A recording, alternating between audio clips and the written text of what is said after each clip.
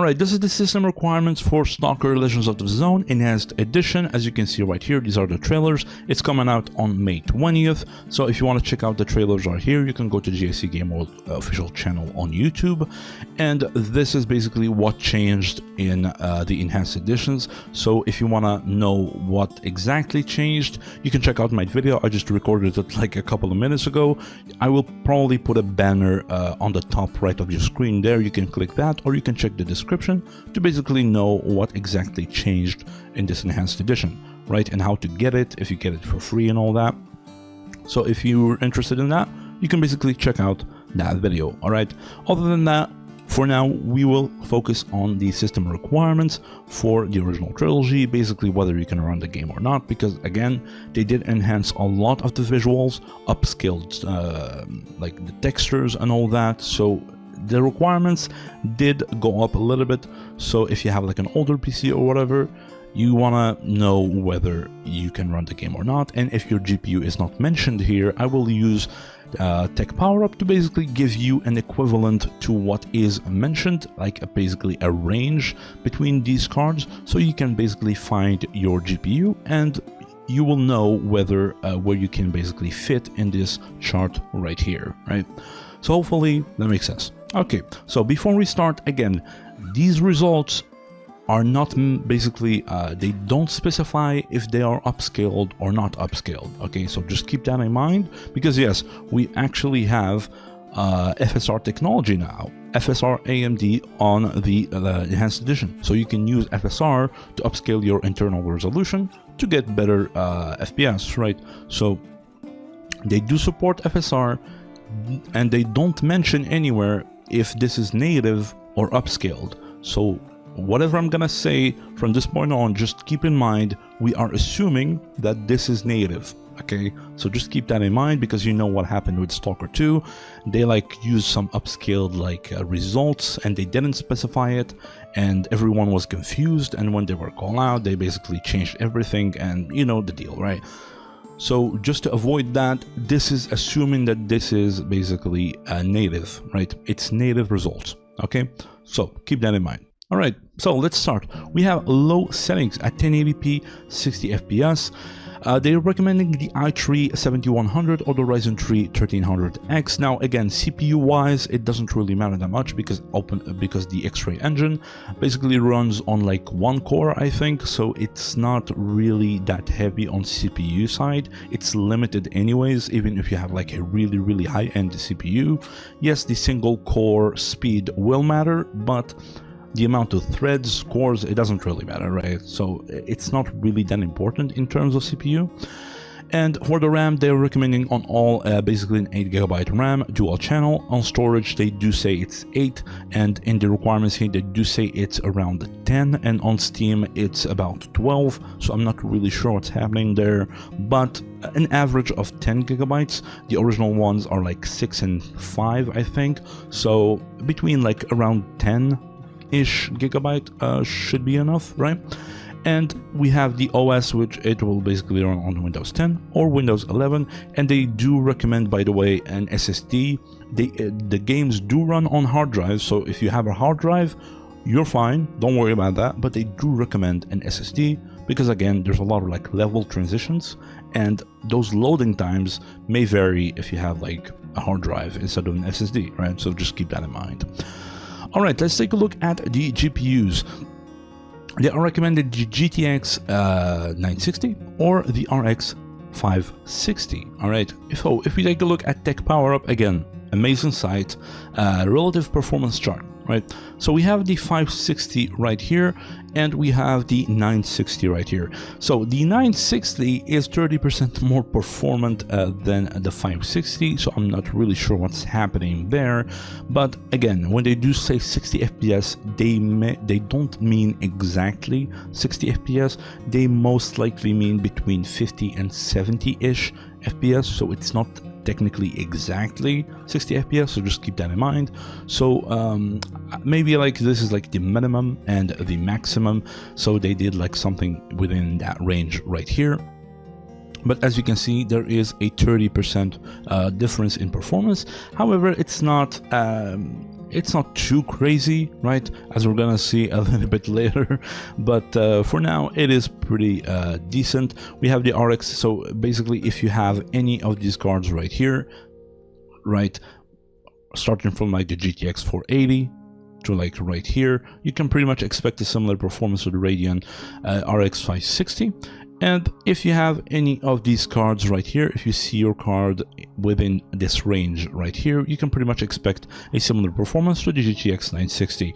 Now, being the 560 being maybe between like 50 and 60 FPS, and the 960 being 30% more performant, maybe between like 60-ish and 70-ish FPS, right? So just keep that in mind.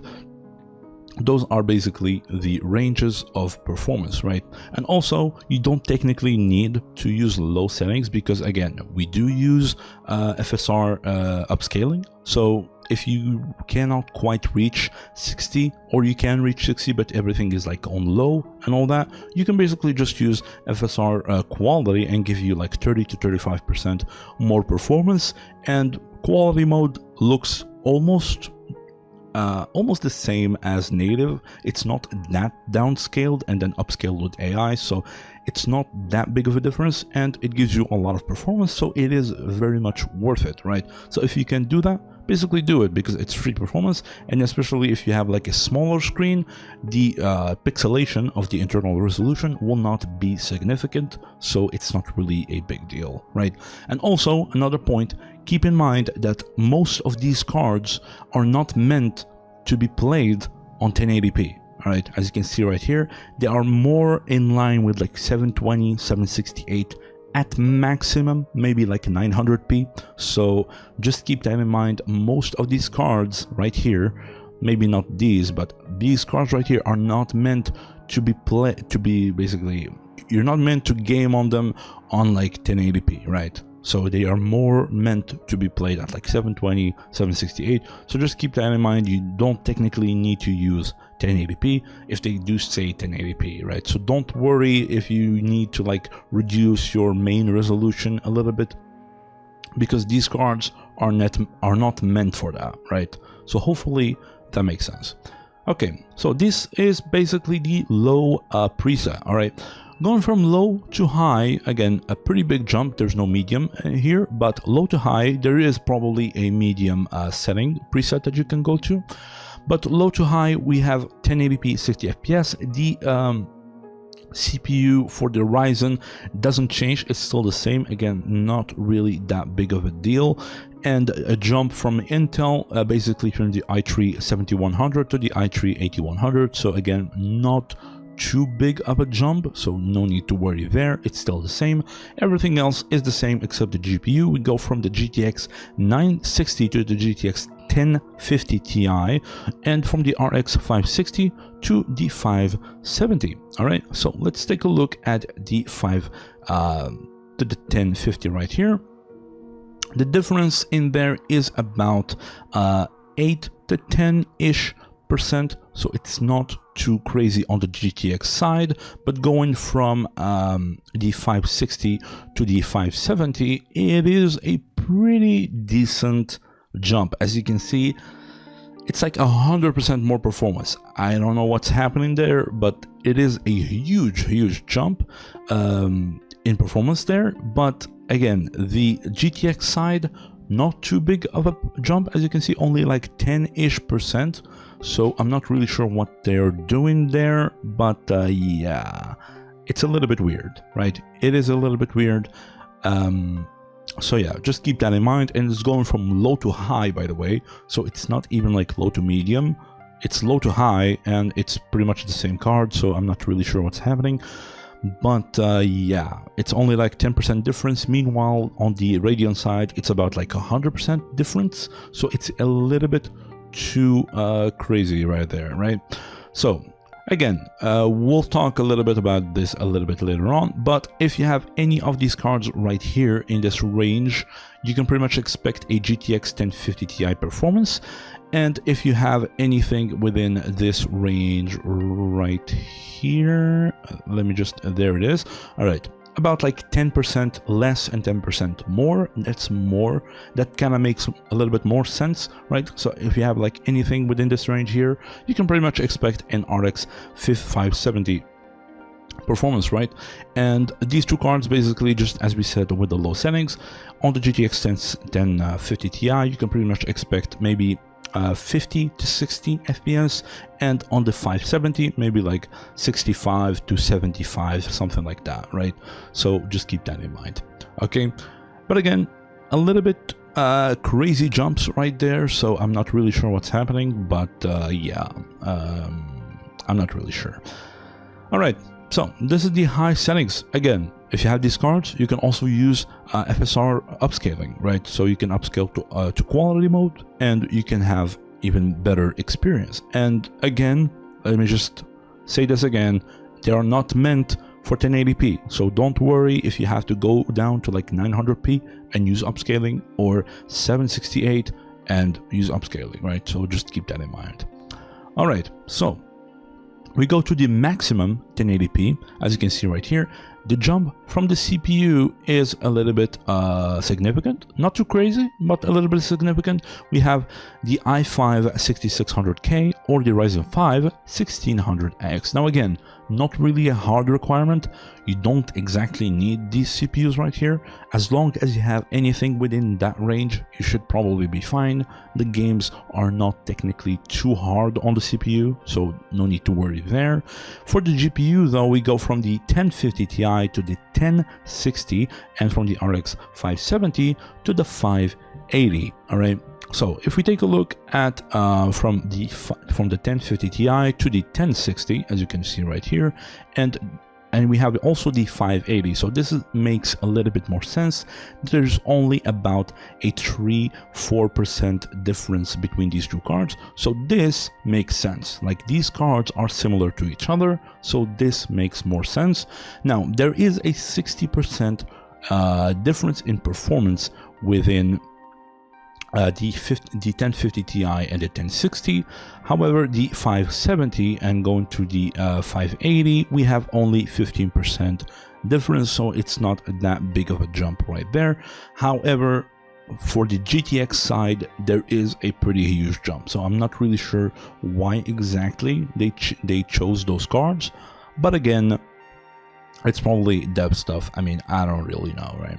So we have the 1060 and the RX 580. Again, they are not technically made for 1080p, so it's not exactly 1080, but you can game on them on 1080p. They are more made for like 900p gaming instead of 1080p, but you can use them on 1080p. 1440p, obviously not an option here, right? So just keep that in mind. All right, so if you have anything within this range right here, like starting from like the GTX 970, the Titan, the 780 Ti, the R9 390X, all that, all the way to around the RX 590. So anything within this range here as well, you can or better. I mean, if you have like better GPUs, obviously, right? But anything in this range right here, you can pretty much expect a similar performance to the 1060 or the 580 RX. Basically 1080p, 60 FPS, assuming this is native, by the way, and at maximum, everything basically maxed out, you can have this performance with these cards here or within this range right here. Okay, so hopefully this makes sense. Again, you can also use upscaling if you have a little bit of maybe like your card is a little bit less than that. You can use upscaling to compensate. You can reduce your internal resolution a little bit to compensate. They're not meant for 1080p, as we said, so that's pretty good. Just keep that in mind. All right, so hopefully this makes sense. All right, going from the 1080p to the 1440p. All right, we jump in basically the CPU side doesn't jump because, I mean, going from resolution to resolution only puts strand on the GPU side, not the CPU, unless it is like 4K. As you can see right here, they do jump because some CPUs are not really optimal for like 4K, so you do need to jump a little bit in performance in terms of CPU to be a little bit more optimal on the higher resolution like 4K, 8K and all that. But from 1080p to 1440p, CPU does not change. And 1440p 60 FPS, we go from the 1060 to the 1070 Ti and the RX 580 to the 5600. Now this is a huge jump, I think. As we can see right here, it's about a 50% jump in performance, okay? It is, it's a pretty big jump, right? As you can see right here. And just for the record, like, just so you know, going from 1080p to 1440p only requires about a 20% to a 25% performance cost. So that's what it should be. Maybe like something within like the 980 Ti or the 1660 Super, something within this range right here, but not like 50% more performance, right? So it is a little bit weird. Again, it is a little bit overkill, right? So you technically don't really need these GPUs. You can get away with just like these GPUs right here and jump to like 1440p, right, in terms of performance, but they are recommending the 1070 Ti and the RX 5600 XT. So again, anything within this range right here, there we go, around like 10% less and 10% more, you can pretty much expect a similar performance to these cards right here. As you can see, this is the range. If you see your card here, that's what you can expect. Okay, so pretty good. This is basically those two cards right here. This is the jump. Now going from 1440p to 4K, okay, going to 4K 60 FPS, okay, 4K 60 FPS, we do jump a little bit in terms of CPU, as you can see, from the i5 to the i7 6700K and the Ryzen 7 1800X. So there is quite a significant jump in terms of CPU right there. Not too big, but there is a significant jump. As you can see, as we said earlier, some CPUs are more optimal in terms of like 4K and all that. Older CPUs, you know, they do need a little bit of a jump right there. So that's pretty decent. Then we jump from the 1070 Ti to the 2080 Ti. Again, this is pretty, it's pretty crazy, right? And the RX 5600 to the 6800 XT. Okay, I'm pretty sure this is like double the performance. Like it's like at least 100. At least 100, right? As you can see right here, where's the 2080 Ti? There it is. Yeah, it's like 74% more performance, and the 6800 XT, it's 121 more performance. Okay, so it is pretty, like, it's insane. It's just insane. I'm not sure what they're doing, but it's insane, right? It's like, it's way too overkill. Like going from 1440p, again, just like from 1080p to 1440p, you need about like 25% more performance cost, and from 1440p to 4K, right, you only need about 40 to 45% more performance, right?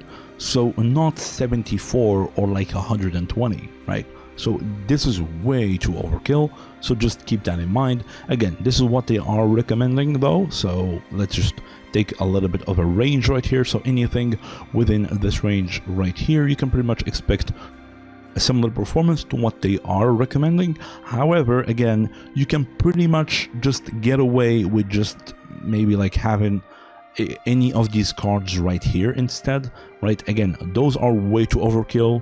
They probably should like recommend these cards instead, like anything, maybe the RTX 4060 Ti, like the one I have, the 16GB model, the 2080 Super, not the Ti, the RTX 3060 Ti, that can also work. However, the only concern in terms of 4K, if you do have these cards right here, if you have, for example, the RTX 4060 Ti 8GB model, I have the 16GB one, but if you only have 8GB of VRAM, like this one, or the RTX 3060 Ti, it only has 8GB of VRAM as well. You can technically run it at 4K, but going from to 4K, it consumes a lot of VRAM, all right? There is a lot of VRAM consumption because the resolution is way bigger, right? So just keep that in mind when you do run at 4K. The first thing you need to do is you basically want to launch like a benchmark stuff, right? Like MSI Afterburner or whatever, anything benchmark tools, and you need to monitor your basically VRAM usage, right? And see if the VRAM does not exceed that 8 GB VRAM limit, right? Because if it does, and it can, I think it can, because like the textures are upscaled, everything is like upscaled, so it can go over 8 GB of VRAM usage, I think. If it does, then it will choke out your VRAM and it will use the system RAM instead, and system RAM is way slower than the VRAM. So it will basically like half your FPS, a lot of stuttering, a lot of freezes and all that. So monitor your game first for like 10 minutes, 15 minutes of gameplay and see if your VRAM is capping out or not. If it's not, then you can turn it off, keep playing, enjoy yourself. If it does, then consider reducing the textures, the shadows, or just reduce the resolution from 4K to 1440p instead. Okay, so just keep that in mind. You can technically use these cards instead because this is more in line, again, like around like 50-ish more performance is what you need, but the VRAM can be a problem, so monitor that when you're playing first and then see if it works for you or not. Okay, so just keep that in mind. But again, as we said, like 2080 Ti, the 6800 XT, a little way too overkill. Like I'm not sure why they recommend these, but again, like what I assume, what I'm guessing at least, like developers, when they do these testings, they just take whatever they have in hand, like on the studio or on the basically where they work. So whatever they have lying around, like a PC with like a 2080, a PC with like a 3060, right? They just grab that, put the game in, they test it out, and they basically fit it in like a chart, right? So I think that's what they do. So they don't like order like new cards and to test them out with like new systems and all that. So they just take like whatever they got and they test it and they just fit it into like a chart. I think that's what they do. I'm not really sure, because I mean honestly, like this doesn't make sense. It just does not. It just doesn't make sense at all. And it's not just like GSC, by the way. It's not just GSC. If we take a look, for example, a lot of other studios do this as well. If you take a look at Oblivion, as you can see right here, RX 6800 XT or NVIDIA RTX 2080, all right, there is a 50% difference between these two cards, right? Why would you put them in the same recommended thing, right? Like they have like a 50% difference performance. Like it's pretty weird, right? So it's not just GSC, like it's a lot of other companies. So I assume that's what they do, which is pretty reasonable. I mean, it's cost effective and all that, so it is pretty good. All right.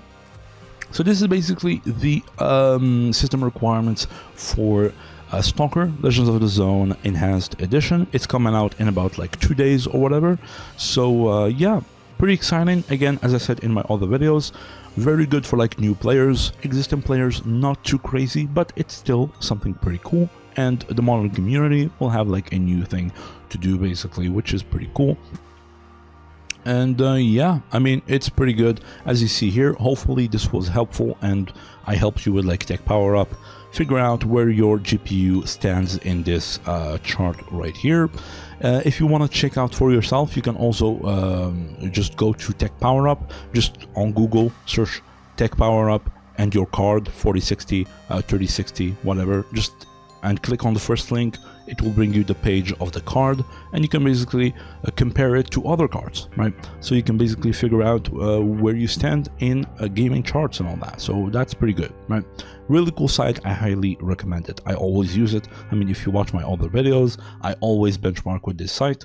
Really good site. Highly recommend it. All right.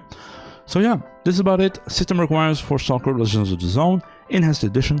If this video was helpful, again, as usual, please do me a favor, subscribe and like the video if you liked it. Share it around if you want as well. That would be very supportive to the channel.